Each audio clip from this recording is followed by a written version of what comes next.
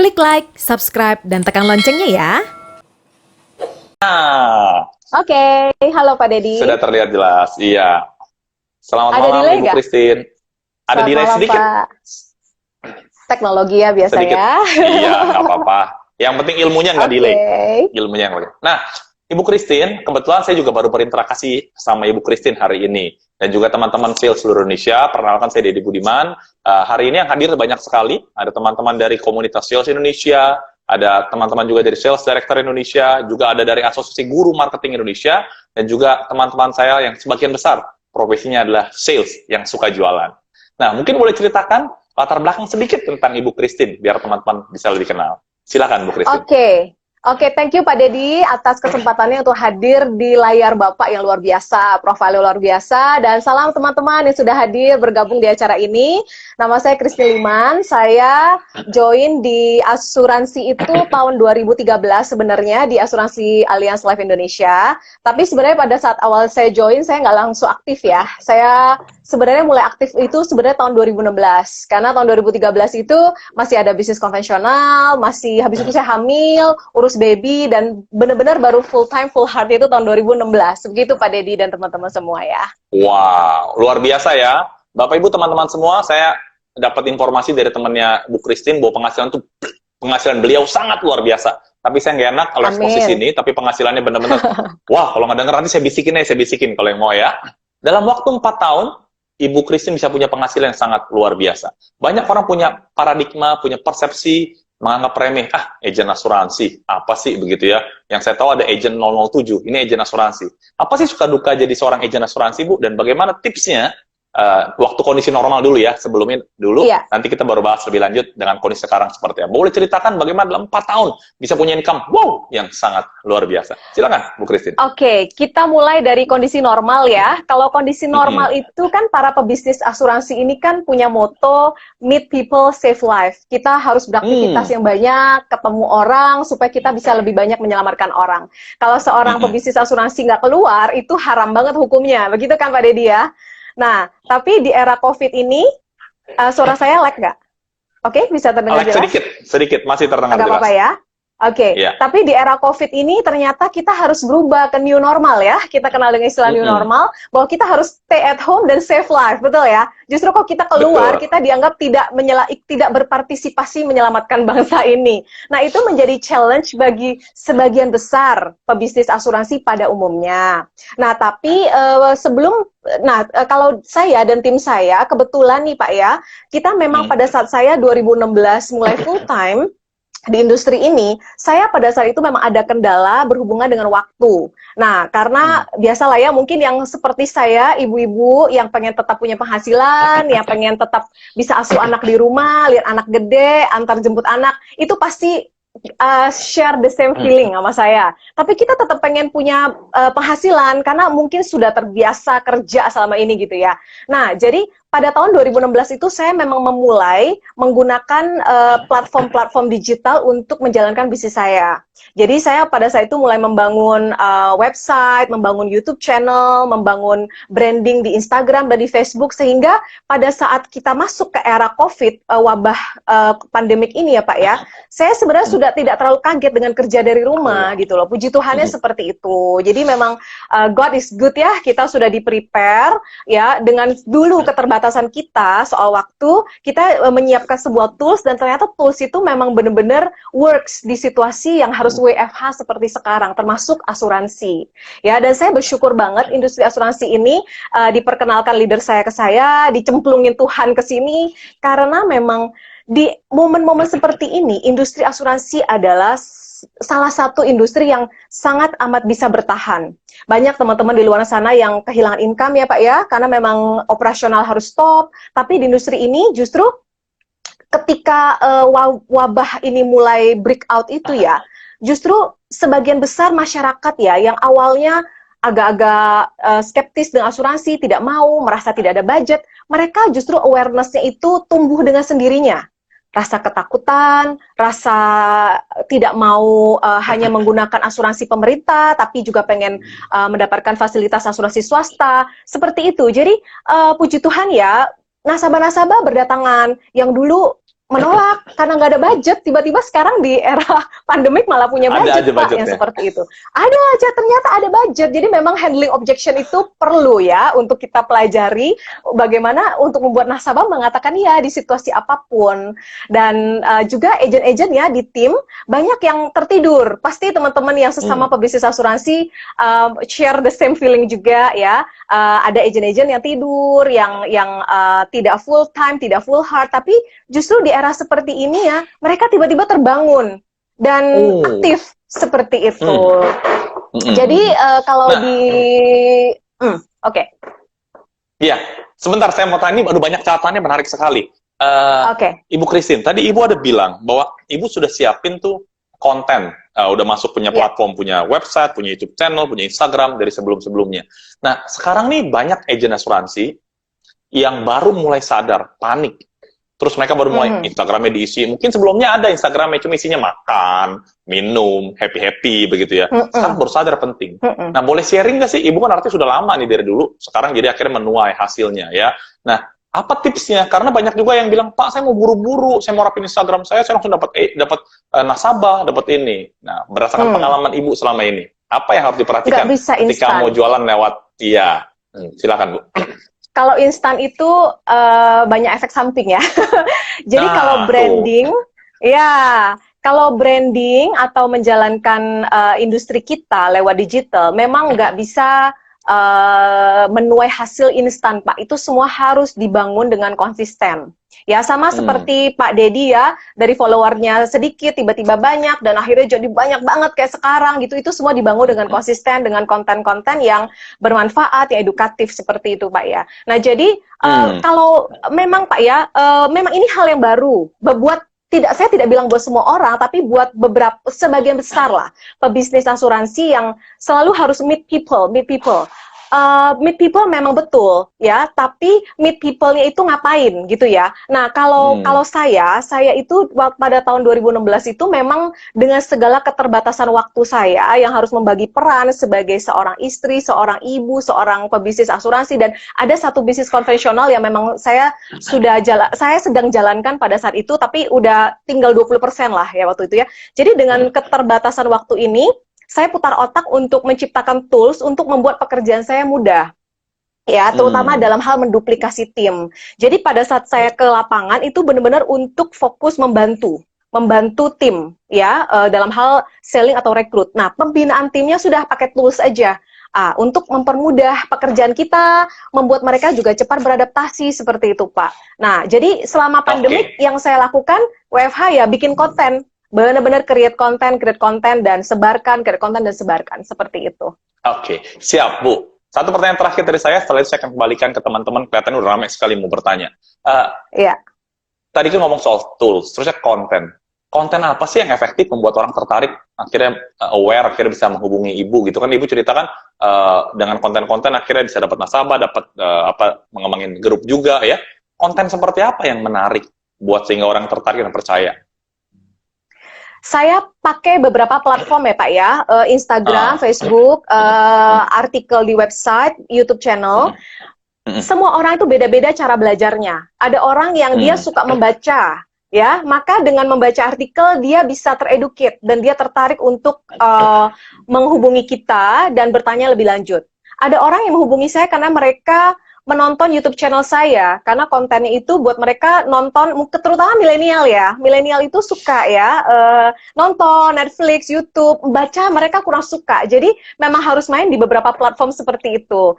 Instagram, Facebook itu lebih kepada branding sebenarnya. Jadi kalau misalnya teman-teman pengen visit, silakan ya di account Instagram saya, Christine Liman, seperti yang di tag di poster flyernya Pak Dedi. Jangan lupa langsung follow ya. Iya, langsung follow. YouTube channel saya juga Christine Liman, sama Christine tanpa H ya teman-teman.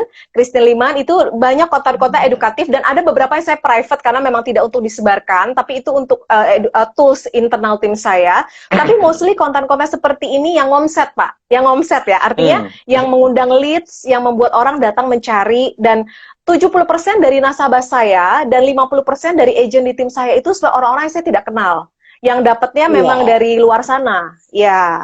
Jadi bersyukur banget lah intinya ya di tahun 2016 dengan segala keterbatasan ternyata ada ide dan akhirnya berguna banget di situasi WFH pandemik ini, Pak. Begitu. Siap. Keren banget nih, keren banget ya. Saya pengen gali lebih banyak, cuma takutnya begini teman-teman, Pak, saya mau nanya dong. Jarang-jarang nih ketemu Bu Christine deh ya. Nah, jadi saya kasih kesempatan untuk tanya dulu ya Bu Christine ya. Saya Oke, sih pengen boleh, ngobrol Pak. 1 jam nih, pasti ilmunya banyak banget. Saya udah siap nyedot nih ya, udah catat semua ilmu dari Bu Silakan. Christine. Nah, silakan teman-teman sekalian jika mau bertanya, tuliskan di chat ya. Tuliskan di chat, nanti saya akan bacakan. Ya, tentang asuransi ya, jangan tentang bidang lain. Karena hari ini kita bahas khusus Ongko virtual di Instagram. Jam 19 bersama Deddy Budiman dan narasumber-narasumber ya. Oke, sebentar.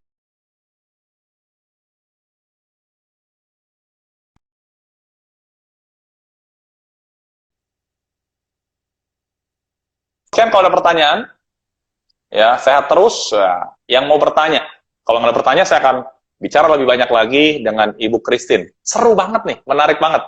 Kayaknya kita bahasanya Silakan. sama nih, Bu Christine ya. Oke, kelihatannya semua masih seru menikmati. Oke, nah ini ada pertanyaan. Kalau bisa bikin video asuransinya, sebentar ya, coba kita lihat. Kalau bikin animasinya pakai apa ya? Oke, ini ada pertanyaan. Mungkin sedikit teknis. Pakai animasi pakai apa katanya tuh, Bu Christine? Itu agak teknis ya.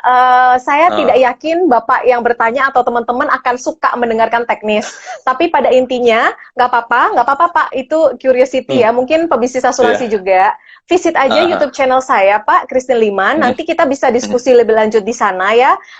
Animasi sebenarnya banyak banget platform. Kalau para Instagram yang suka seliweran-seliweran di Instagram, itu pasti sering lah ya. Video explanation. Saya sebenarnya juga lupa. Saya waktu itu langganan yang mana.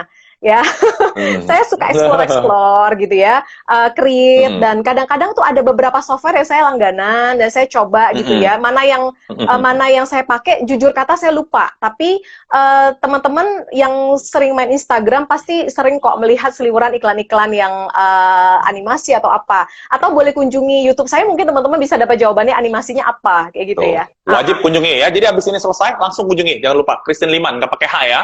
Kalau pakai H itu Christine yang lain. Ini Christine Liman. Nah, Bu Christine, ya, menarik nih ya, menarik sekali. Tadi ngomong Ibu soal konten. Ya, ketika dulu Ibu sadar tentang hal ini, memang ada yang kasih tahu atau Ibu menyadari bahwa sekarang ini memang fasenya ke sana. Apalagi tadi Ibu cerita bahwa 70% tim Ibu itu sebagian besar ya orang yang tidak dikenal.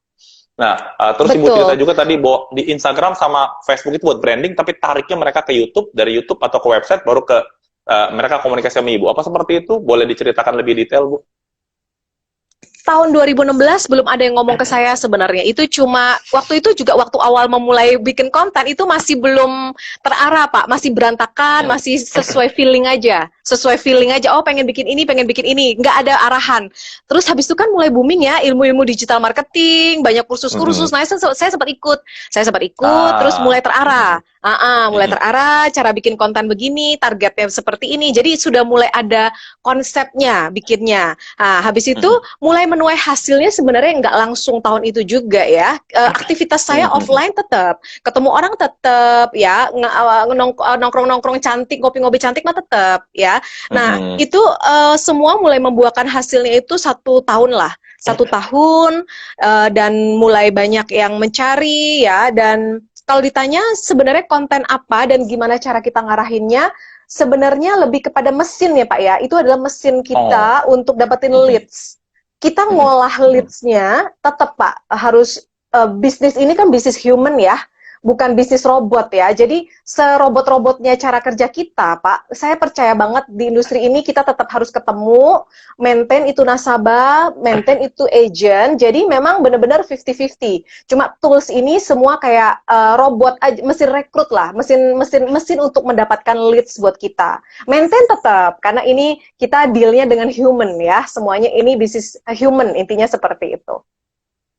Oke, siap. Menarik sekali. Nah, Ibu tadi cerita sebelum pandemi COVID sama sekarang sesudah pandemi COVID. Ibu menceritakan bahwa ternyata sekarang market malah lebih bagus begitu ya. Sedangkan tadi pagi saya ngobrol sama teman-teman pengusaha dari komputer, teman-teman di industri lain, mereka merasa berat sekali. Tapi industri asuransi malah sekarang peluangnya besar. Begitu ya, Bu ya?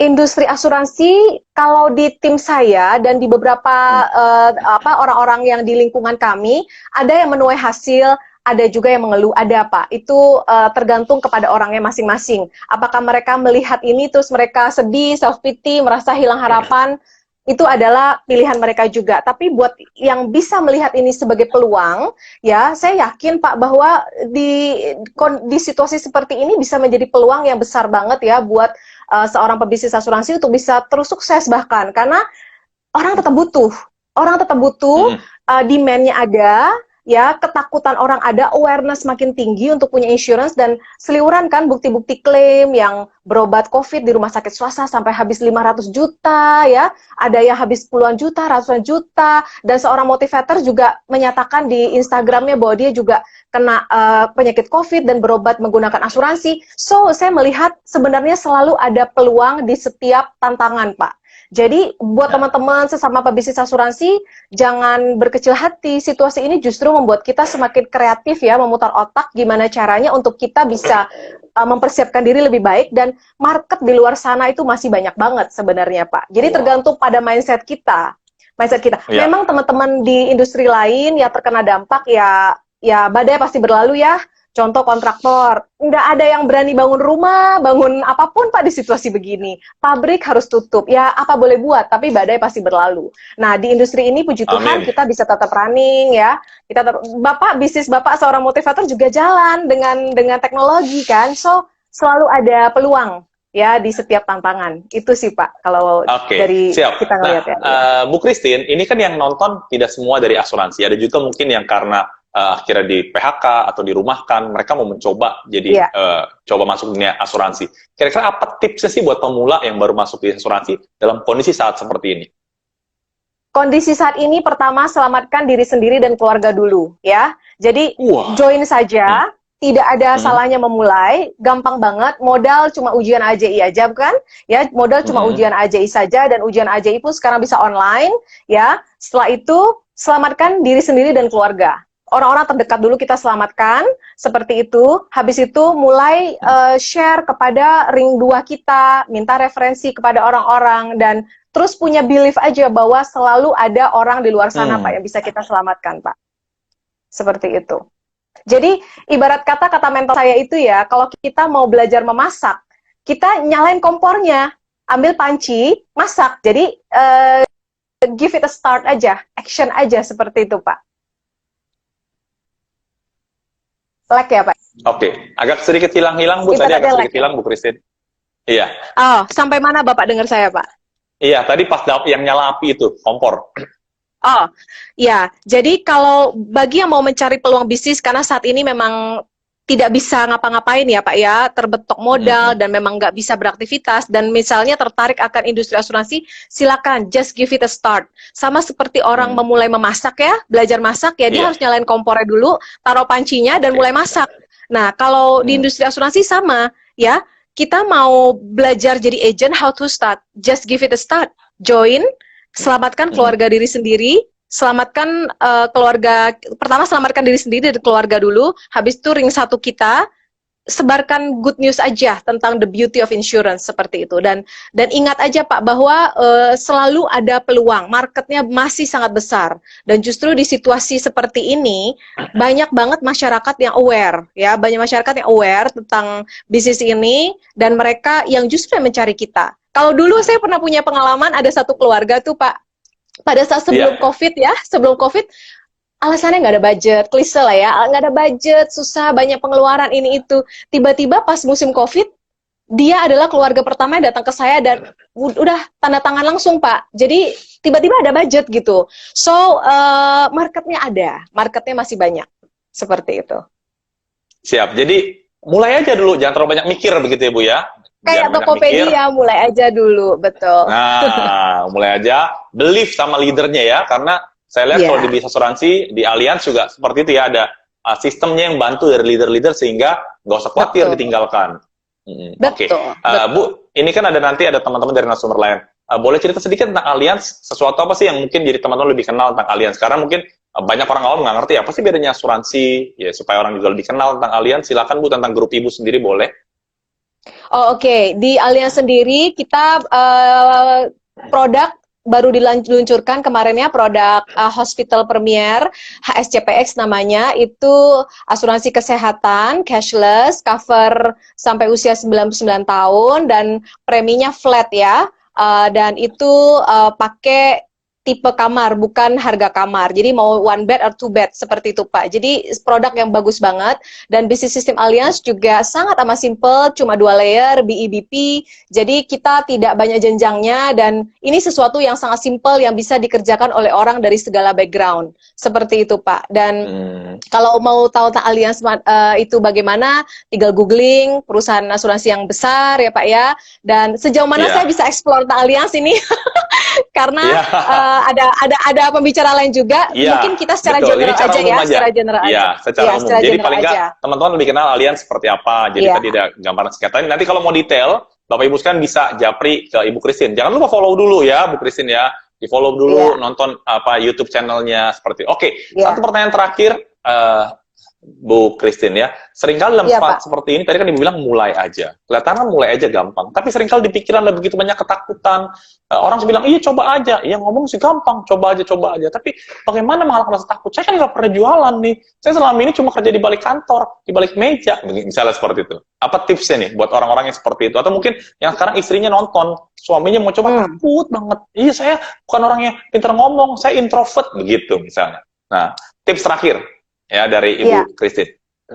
Bapak Ibu, satu hal yang pasti ya, Bapak Ibu tidak akan pernah menyadari potensi Bapak Ibu yang sesungguhnya sebelum Bapak Ibu memulainya. Jadi mulai aja dulu, setelah itu gali potensi Bapak Ibu, percaya pada mentor yang membimbing, lakukan aja sesuai dengan sistemnya, itu pasti akan berhasil. Kenapa? Karena memang semua orang yang punya mental block ya, merasa dia tidak mampu, merasa bisnis ini susah, tidak pandai bicara. Tapi kita lihat ya, di industri banyak banget orang-orang yang tidak bicara tapi bisa capai income miliaran.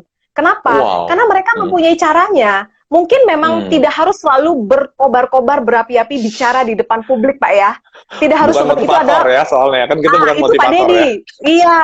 Iya.